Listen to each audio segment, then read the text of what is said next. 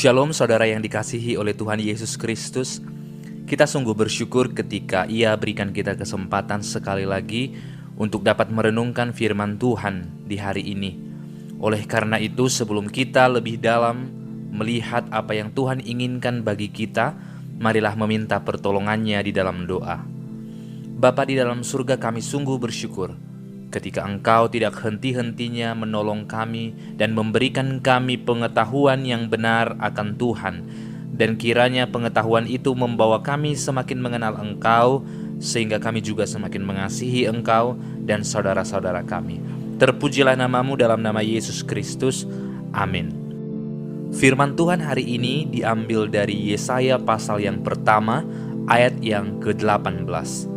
Marilah, baiklah kita berperkara, firman Tuhan. Sekalipun dosamu merah seperti kirmizi, akan menjadi putih seperti salju. Sekalipun berwarna merah seperti kain kesumba, akan menjadi putih seperti bulu domba. Saat kita melihat kata marilah, ada sebuah ajakan dan dikatakan oleh Tuhan pada bagian ini. Mengapa Tuhan berkata marilah? Mengapa Tuhan mengajak para pembaca?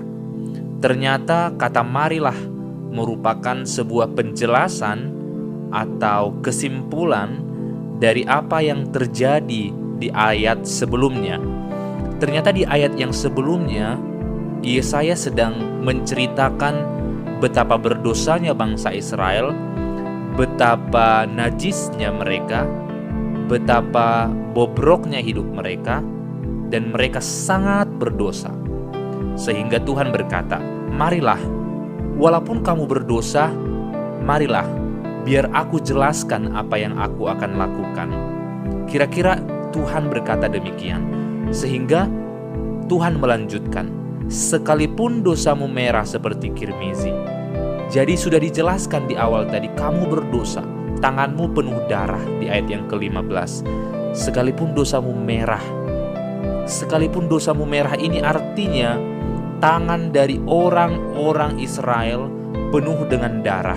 Kita baca di ayat yang ke-15 dikatakan, bahkan ketika engkau melipat tanganmu, aku tidak akan dengar doamu, karena tanganmu itu penuh dengan lumur darah.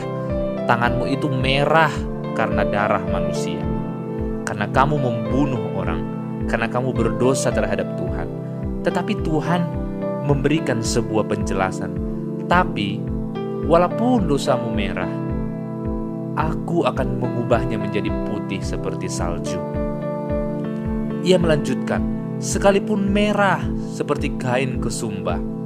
Kalau kita tahu, kirmizi dan kain kesumba ini memiliki warna merah tua yang pekat, sehingga memang ini melambangkan warna darah pada zaman itu.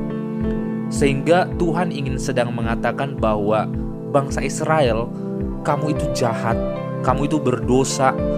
Tapi walaupun kamu berdosa, walaupun tanganmu penuh darah, walaupun kamu memberontak, aku akan mengubah kamu seperti bulu domba, bahkan seperti salju. Tetapi ada sesuatu hal yang harus manusia mengerti. Bagaimana mungkin ini terjadi? Tidak mungkin terjadi begitu saja. Ini harus terjadi kalau karya Tuhanlah yang mengerjakannya. Manusia akan mengejar semua keinginannya. Manusia akan terus berdosa. Manusia tidak akan pernah henti-hentinya melawan Tuhan, sampai Tuhan sendiri yang menghentikannya. Sehingga kita sungguh bersyukur kepada Tuhan melalui anaknya Yesus Kristus yang turun dalam dunia dalam rupa manusia, akhirnya membasuh kita dengan darahnya. Tangan kita yang berlumuran dengan darah, kini kita disucikan di dalam darahnya yang telah ditumpahkan bagi kita. Sehingga kita yang awalnya memberontak kepada Allah menjadi suci karena pengorbanan Yesus Kristus. Tetapi apa yang harus kita lakukan? Di ayat yang ke-19 dan ayat yang ke-20 dijelaskan, kita akan begitu, kita akan dibersihkan kalau apa? Kalau kita bertobat. Pertobatan membawa kita kepada kebenaran. kita percaya kepada Yesus, butuh pertobatan yang sejati. Kita mau menjadi anak-anak Tuhan, butuh pertobatan. Pertobatan bukan sekadar menyesal atas kesalahan yang kita lakukan hari ini, tetapi pertobatan itu mengubah semua cara hidup kita, mengubah semua arah hidup kita. Apa yang sekarang kita sukai adalah sesuatu yang kita benci nantinya. Sama seperti Paulus berkata, sesuatu yang dahulu kuanggap untung, sekarang malah kuanggap rugi. Maka orang yang bertobat pun harus demikian. Apa yang menyenangkan hati kita saat kita masih berdosa, harusnya menjadi sesuatu yang kita benci saat kita menerima Tuhan.